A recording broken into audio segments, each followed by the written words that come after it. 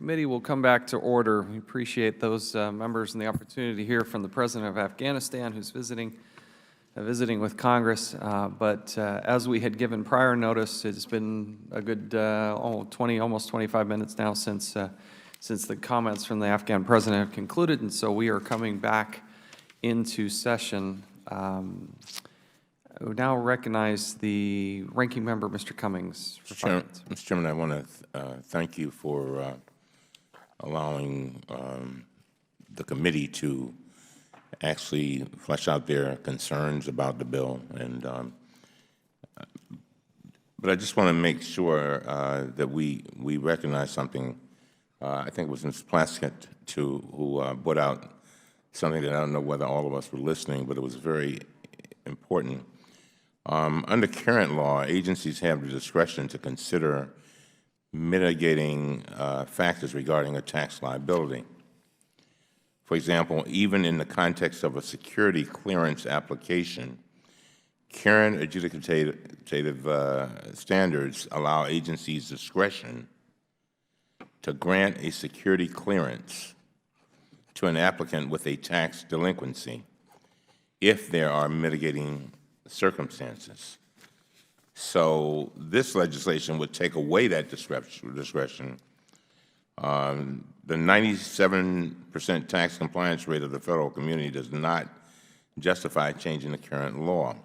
In addition, Mr. Chairman, the IRS has noted that the 100,000 federal employees who are noted as delinquent in their taxes includes those who are in the federal payment levy program, those whose debts the IRS determined were uncollectible, those who are in litigation over their debt, and those who have entered into a compromise offer with the IRS. So, in effect, the 100,000 figure is an overestimate of the federal employees who are not paying their debts. I just think that we need to be clear on those facts as we proceed. You know, when we think about young people trying to come into the employment of the federal government, a lot of times, unfortunately, they have not been able to find jobs, or they've run into hardships. And I think the idea that there could be discretion with regard to these issues before, and now the discretion disappears, that should concern us all. We're trying to open the doors for more and more federal employees. So many of our federal employees are now reaching retirement age, and we're trying to attract the brightest.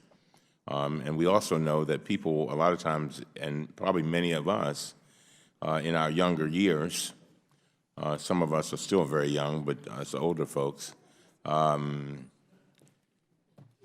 into difficulties ourselves, and we were able to correct them. So anyway, I just want to make that note, and I'll yield back on that. Thank the gentleman. Does any other member wish to be heard on this bill? Does any member have an amendment to this bill?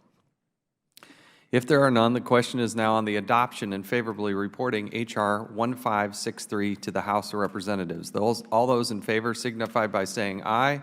Aye.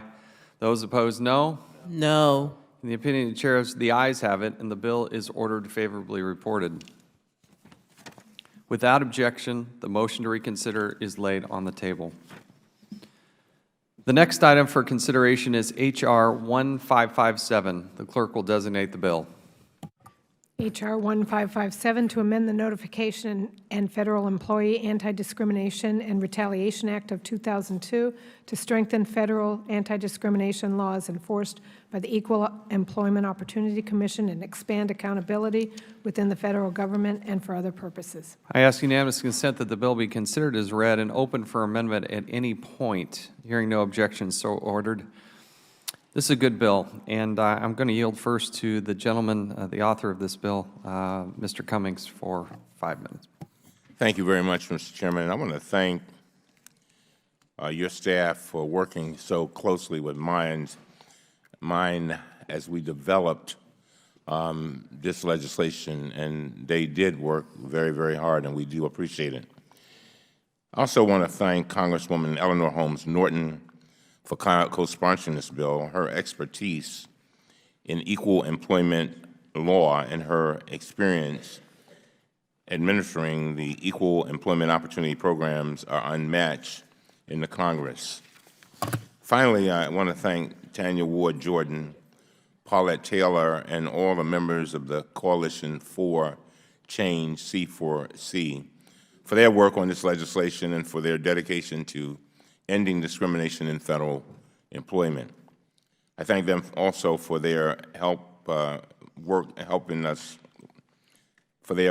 helping federal employees understand their rights and navigate the EEO process. C4C has written a letter supporting H.R. 1557. The Make It Safe Coalition has also written a letter in support of this measure. Mr. Chairman, I ask unanimous consent that both letters be entered into the record. Without objection. Thank you very much. Federal EEO programs are critical to ensuring that federal workplaces are free from discrimination and that any barriers impeding fairness in personnel decisions are identified and eliminated. These programs are essential to ensuring that our federal workplaces uphold the guarantee of equal opportunity that is the right of every citizen in this nation. And if discrimination occurs, these programs must be able to investigate and adjudicate employee complaints impartially and in a timely manner. In fiscal year 2012, federal employees and job applicants filed nearly 16,000 complaints alleging they had been victims of discrimination.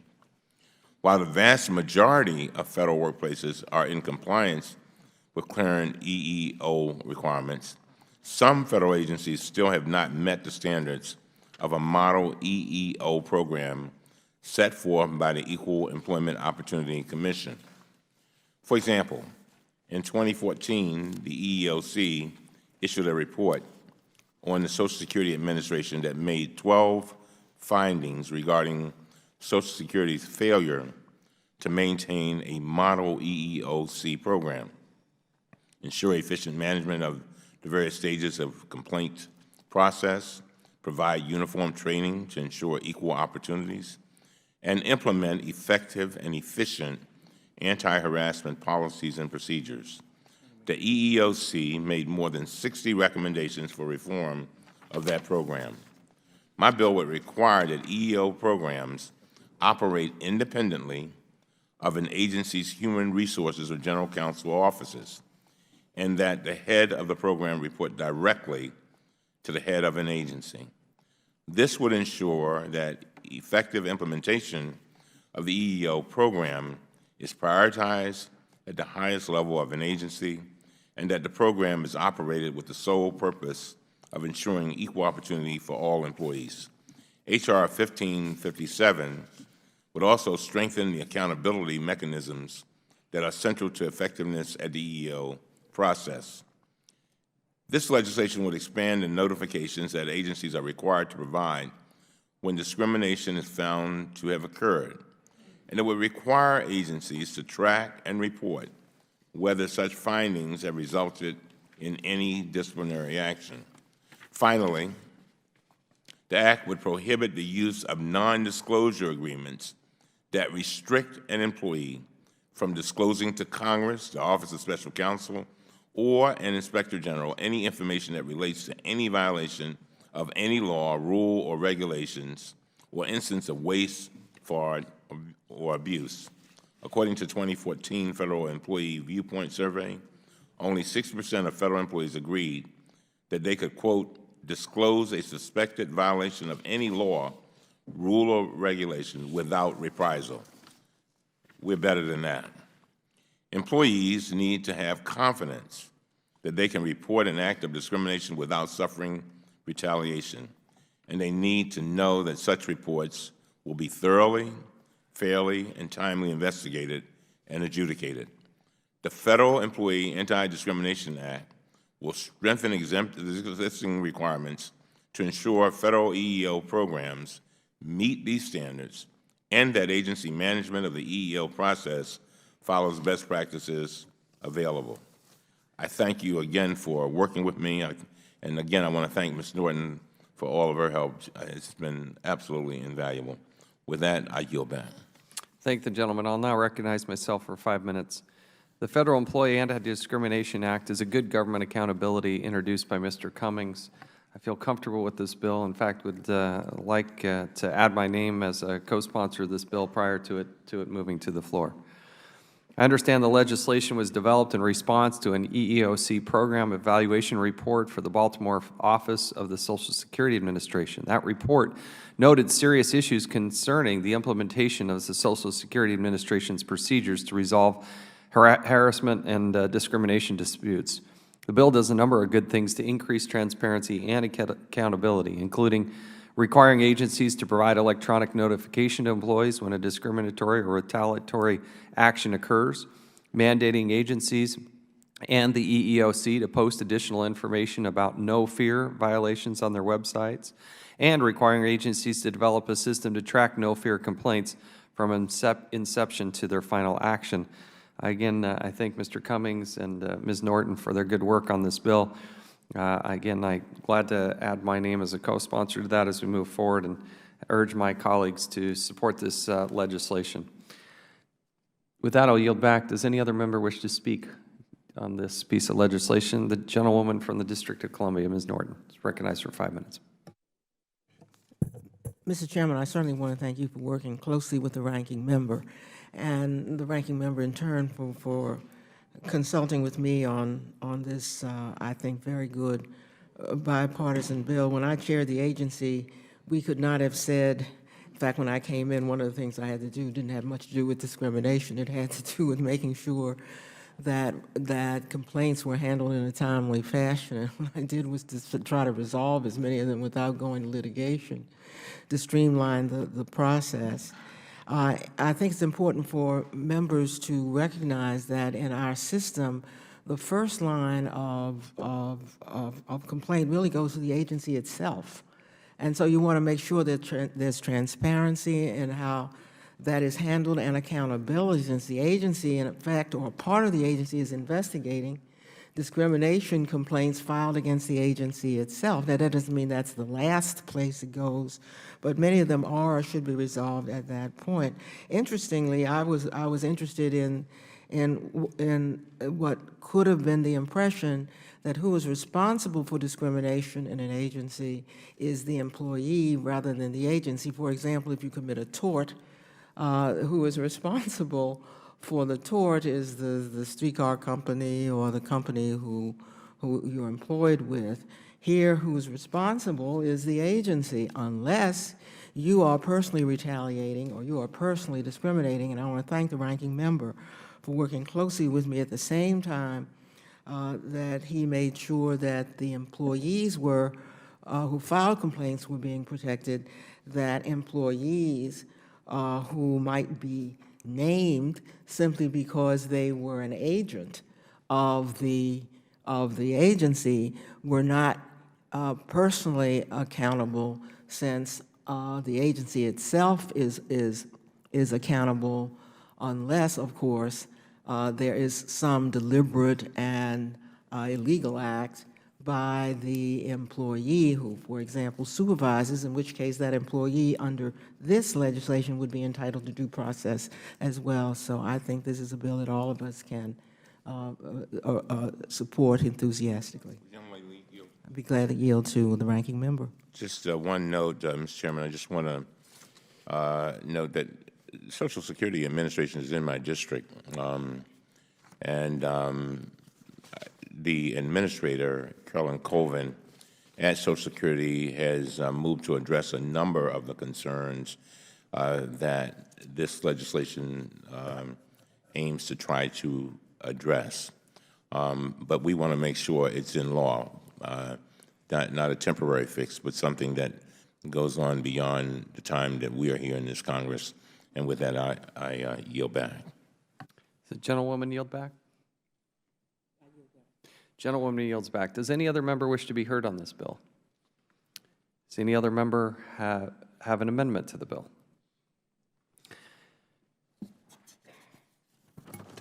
If there are none, the question is now on the adoption and favorably reporting H.R. 1557 to the House of Representatives. Those in favor signify by saying aye. Aye. Those opposed, no. In the opinion of the Chair, the ayes have it, and the bill is ordered favorably reported. Without objection, the motion to reconsider is laid on the table. Next item for consideration is H.R. 1531. The clerk will designate the bill. H.R. 1531 to amend Title V United States Code to provide a pathway for temporary seasonal employees in federal land management agencies to compete for vacant permanent positions under internal merit promotion procedures and for other purposes. I ask unanimous consent that the bill be considered as read and open for amendment at any point. Hearing no objections, so ordered. I'd now actually like to recognize the gentleman from Virginia, the sponsor of this bill, Mr. Conley, for 5 minutes. I thank the Chair and the Ranking Member, and I thank them for putting this bill on today's markup. This bill is really about a matter, I think, of simple justice. We have thousands of seasonal workers, year after year, season after season, mostly in the western states, who put themselves at risk to put out wildfires, some of them enormous. And every year we, in fact, have casualties. But because they are deemed seasonal and temporary, they are actually ineligible for competing with federal positions. This bill does not create a single federal position. It simply allows this category of workers to compete when there are openings as if they were a normal, regular federal employee. It has been a problem for many, many years, and our colleagues who represent the West, including, I'm sure, yourself, Mr. Chairman, recognize this problem.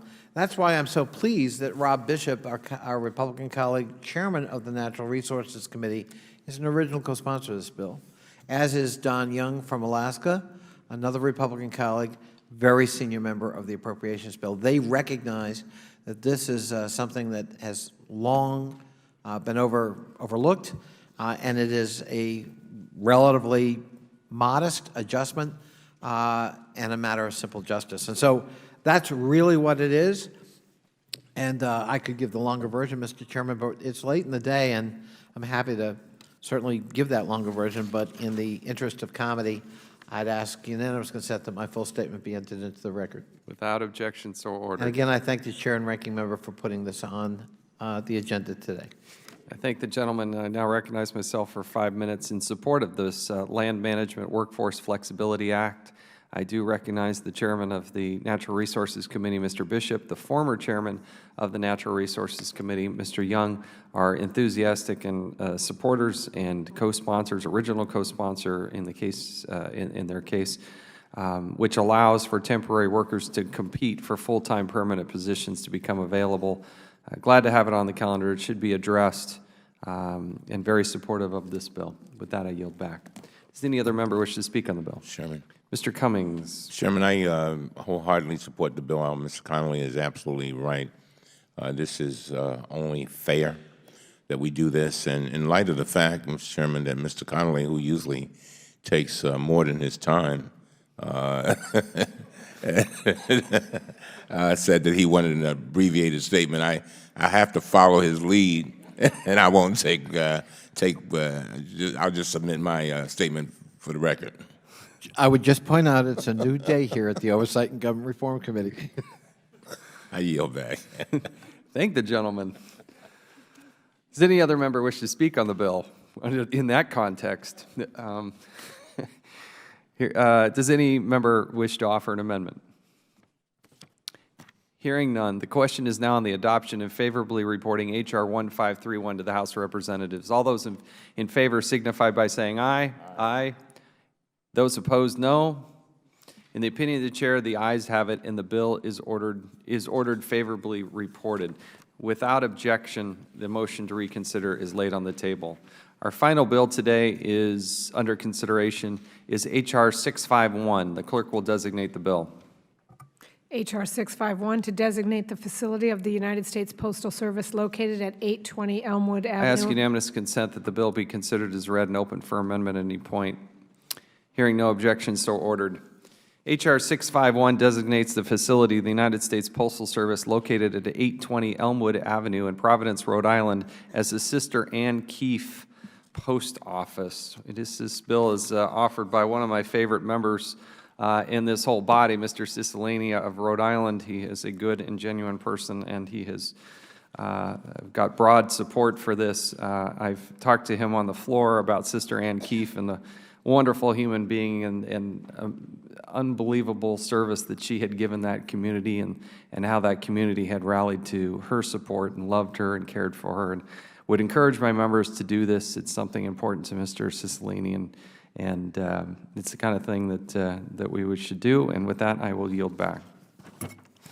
Gentleman from Maryland, Ranking Member, Mr. Cummings. Mr. Chairman, we've reviewed the post office naming bill before us and agree that it meets the committee requirements.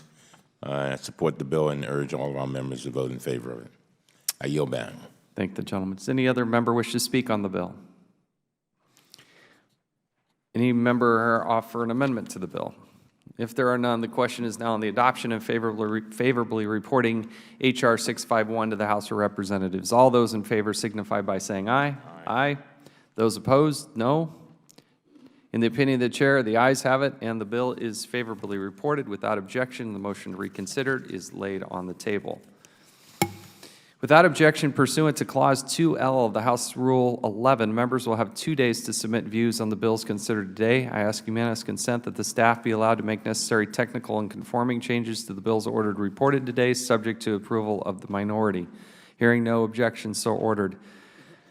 I would thank members for their attendance, and I appreciate the dialogue and discussion. This is the way these markups should go, and appreciate that we do have differences. We can air them out. That's what this body is supposed to be doing. So I think it was a productive morning and early afternoon. So I thank the members, and if there's no further business, without objection, the committee stands adjourned.